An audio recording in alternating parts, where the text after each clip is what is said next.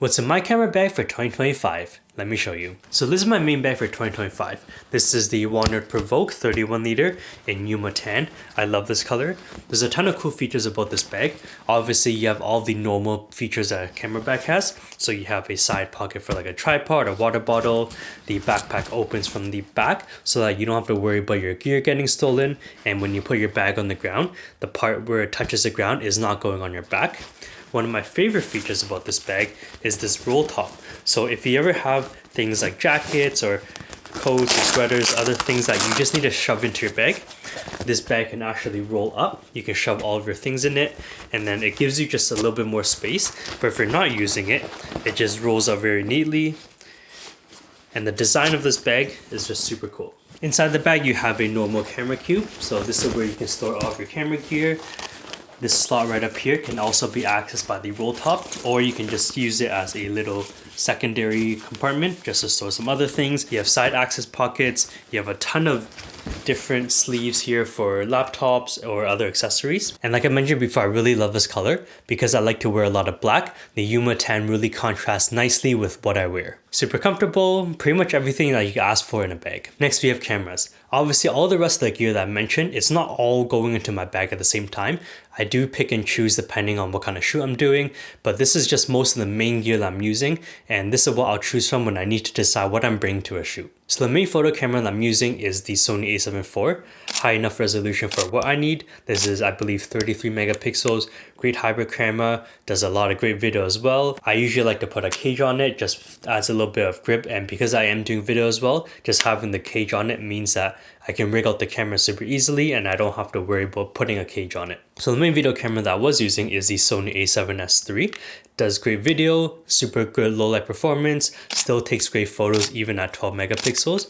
But this camera has actually been replaced by the one that I'm using right now, which is the Sony FX3. And ever since I picked up the FX3, I basically haven't used the a7S III at all. I'm still debating if I want to sell this. The FX3 just has a ton of great features. You have the built-in LUTs, you have tally lights, you have shutter angle, just a lot of great features that a cinematic camera needs. And I found that those were things that were lacking here. And this still makes this a great camera. It's just that I want to use those features, so I picked up the FX3. So the FX3 will be my main video camera for this year. And again, like I mentioned, still debating if I want to sell this. Might just keep this as a third camera for now, but we'll see how that goes. For my travel everyday camera, Fujifilm X-M5. You've seen this, it's been super popular recently. I love this camera. I'm kind of debating if I want to sell this and get the X100VI instead. So if you have both, let me know what you prefer. But so far, this has been my main camera for things when I just want to go for lunch, go hang out with some friends. I don't want to bring a super big camera. I just bring this little thing with a small lens. I just love the photos that come out of this with the film simulations, and I can just transfer the JPEGs wirelessly to my phone and then just post them on social media that way. I don't have to worry about editing. So this has been a really great camera. And then something that I've been doing a lot more recently is film. So this is the Nikon F65. It is a film camera, but what I like about this versus some of the other film cameras I have right here is that this has a lot of automatic features. So it's autofocus. I usually just shoot in aperture priority, so I don't have to worry about the settings. I know some people, they like doing all the settings. They like manual focusing and changing all the dials and stuff. But for when I want to do film, usually I just want to capture some special moments, and this just makes it super easy. I can basically just point and shoot. I don't have to worry about anything else, and still gives me the film look that I want. I have a 50mm on this, so very good mid-range lens. Before we move on to lenses, if you're new here, welcome. My name is Cody, and this whole channel is focused around photo and video content. I like to do a lot of POV content, FPV drones, gear reviews, nerd out about cameras, and so much more. And I really hope you enjoy your stay here. If you're not new here, thank you so much for all the support that you gave me in the last few months of 2024 when I started to be more consistent with YouTube. You guys are what keep me going, and I really appreciate it, so thank you so much. Now onto lenses. This is the main workhorse lens I shoot a lot of my content on. This is the Tamron 35-150 f2 to 2.8, and as you can tell from that focal range, you can basically shoot almost everything with it. So 35 gives you a very wide angle view, and you can zoom in all the way to 150, and you get that very telephoto look. This has actually replaced my 70-200 that I sold a little while ago because I basically wasn't using it anymore because of this. And if you're looking for a mid-range zoom that can do almost everything, I highly recommend this lens. The only thing that I can't do is kind of put this on a gimbal. So if you are looking to do a lot of gimbal work and you want to do a mid-range zoom, then I would look at a 24-70 instead, or the Tamron 28-75 is also great. But if you're not looking to put on a gimbal, then I highly recommend this lens. Now the next lens is a new lens in my lens lineup, which is actually what you're looking at right now, which is what's giving this insane field of view. This is the Laowa 10mm f2.8. This is an insane lens. I'm definitely going to be doing a full video on this because I think it's one of the most unique lenses and the craziest lens that I've ever owned. You can tell that even though it's at 10mm right now, there's basically no fisheye to this lens, which is insane. This is what Laowa calls 0D or zero distortion. So that's what makes this lens so insane. And it's also f2.8, so it's still pretty decent at low light. I've been mainly using this lens for vlogging, but I recently found out that it makes some insane thumbnail pictures as well. So this is definitely a lens that I'm going to be using a ton in this year. Next we have the Tamron 17-28. This is basically like a 16-35. This is what was my main vlogging lens before I got this lens. So after I got the 10mm, I basically don't use this lens at all, but I'm still keeping it around in case I ever need to do some real estate work or throw it on a gimbal. So I'm just keeping this, but after getting the 10mm, I basically haven't touched this at all. Now for cine lenses, these are one of my favorite cine lenses, and you've seen these before.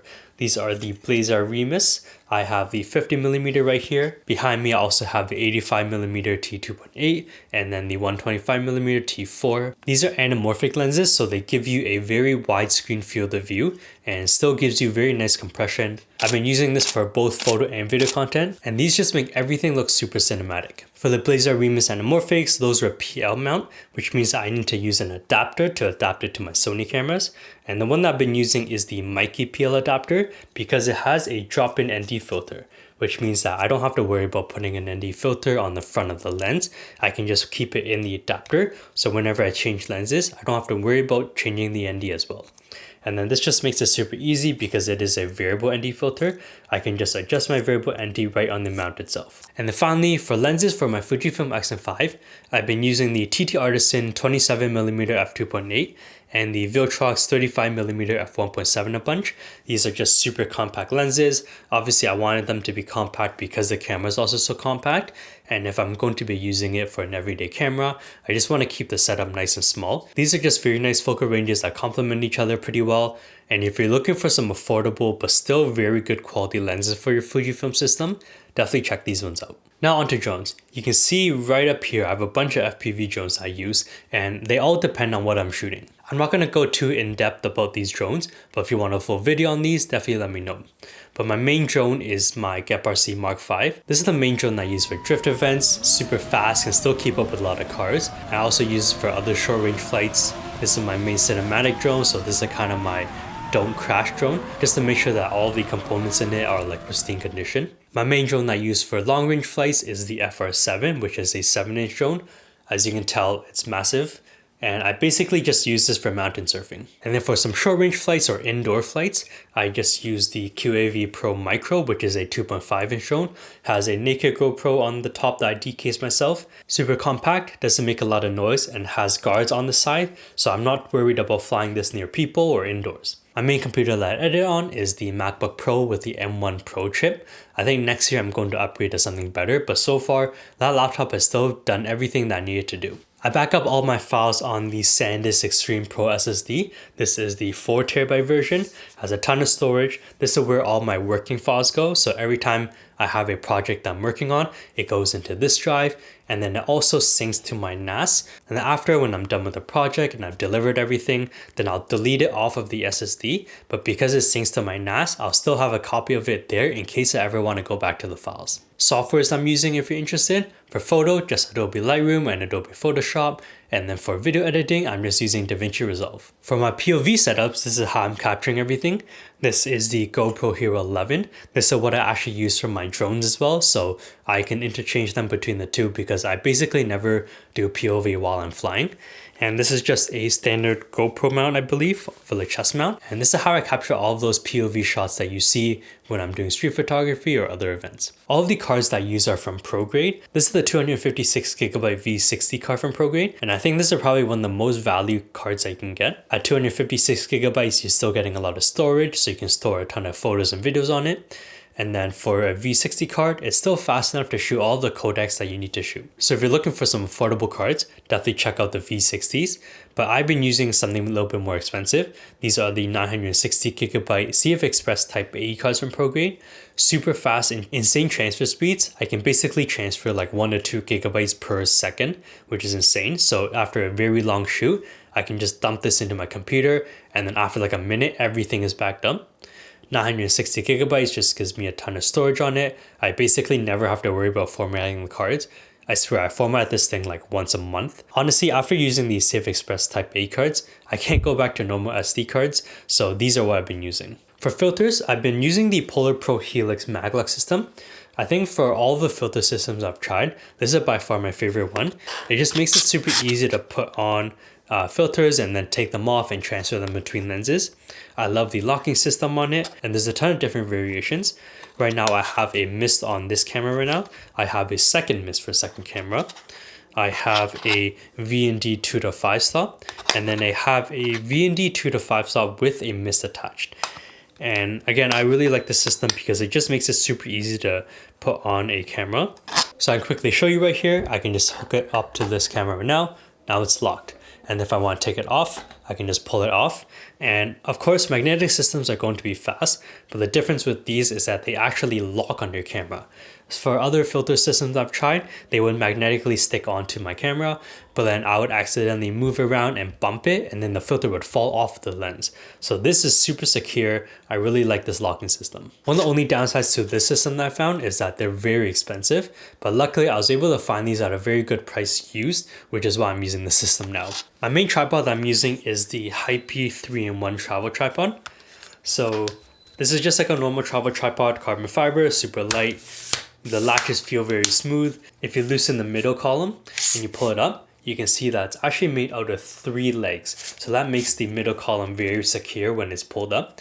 And then if you take it all the way out, this becomes a second tripod. So sometimes I'll use this to vlog with it just because it's very easy to hold, and then I can easily slip it back into the main base if I want to. One of the things I really like about this tripod that a lot of other tripods don't do is that they actually take a full Arca base.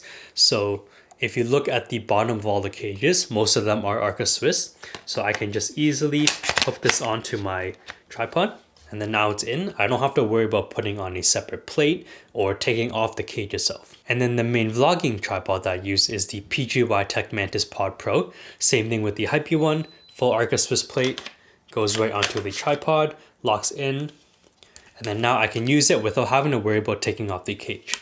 And as you can see, I really like to use just a unified system. So Arca Swiss goes on all my cameras because they all have cages on it. And I like all my other accessories to be able to take a full Arca plate. So I never have to worry about taking off a cage, putting on a different plate. That just slows me down. And when I want to be fast, I just like everything to work together. For mics, this is the Rode Video Mic Go 2. So this is a very small compact shotgun mic. Has a dead cat on it so that it blocks a lot of wind noise. I really like this because when you plug in the TRS cable to your camera, that powers it. So you don't need to use any batteries. You don't need to worry about charging it. Basically, it's just plug and play, which makes it very easy. On the other side, it has a USB-C port. So you can hook this up to like the computer and use this as an input device. So if I'm doing like Zoom meetings or something, I can just use this as a mic instead. For lab mics, I'm using the DJI Mic 2s. This is by far my favorite system. In the case, you have 1 receiver and 2 transmitters. And then in this carrying pouch, I also have the dead cat stored in here. You have this little camera adapter so that you can plug in the receiver into the adapter. And then the adapter just goes onto the Mi Hot Shoes for all the Sony cameras. And then that means that I don't need to use any cables at all when I'm using the lab mics. These transmitters are awesome, 32-bit flow, internal recording, ton of battery life. The case charges everything as well. Everything fits nicely into this little pouch. Highly recommend. And then finally, the audio that you're hearing right now is from the Sennheiser MKE600, which is a shotgun mic. It's currently hooked up to my Zoom F3, which is my recorder for it. I really like this mic. As you can tell here, it's super long, which means that the pickup radius is a lot farther than just a smaller shotgun mic like the Rode Video Mic Go 2. The one downside is that this is an XLR mic, which means I have to plug in an XLR cable to it. But because I picked up the FX3, I can actually use the XLR top handle with it, which means that I can just plug this mic into the top handle. That will feed directly into the FX3, and then I can use this without having to use any external recorders and still get great quality audio. And finally, we have a few miscellaneous items. So I use the Orbit Key Tech Pouch. This is basically just a small bag that has a ton of dividers, helps you organize some stuff. This is where I keep things like batteries in it. I also am using this Nitecore BB Nano. You've probably seen this before. Instead of using those rocket dust blowers, this is actually electronic powered, so I can just use this to blow off any dust from my lens. It also has a nice little furry tip so that I can brush off anything that's on my lens, and that just goes right into the tech pouch. Again, batteries going in here. If I'm traveling, I can put in a charger, I can put in my SSDs in here.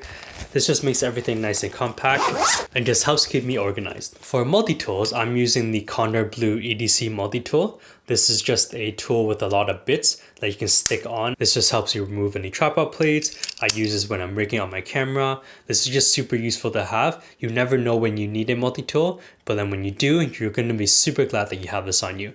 And usually, because it has a very nice clip, this will just clip onto my pocket, and then I have it with me wherever I go. The last miscellaneous item is this Falcon backpack clip. I really like this because if you have a camera that has a square arca plate, this just slides right into it. That just frees up your hands. Now I can move around, do whatever I need to do. I don't have to worry about the camera going anywhere. This just keeps it very nice and secure, very nice for traveling. One of the only downsides to this is that, like I mentioned before, I really like having a unified system, and this does not take a full arca plate. It only takes one of these square ones. So whoever wants to make the next backpack clip, please make it for a full arca plate instead of just for a square one. And that's it, all my main camera gear that I'm going to be using for 2025. Let me know what you think in the comments below. I actually want to hear what you think about this camera angle as well, because this is obviously a very unique camera angle, but I actually kind of like it. So if you like it as well, definitely let me know, and I'll do a lot more of this type of angle instead of my normal angle that I do. If you have any questions about any of the gear, definitely let me know in the comments below. Smash the like button if you liked the video, subscribe to see more photo video content. Again, if you're new here, hope you subscribe and hope you enjoy your stay. If you're not new here, thanks for dropping by again. Have a great start of 2025, and I'll see you in the next video. Peace.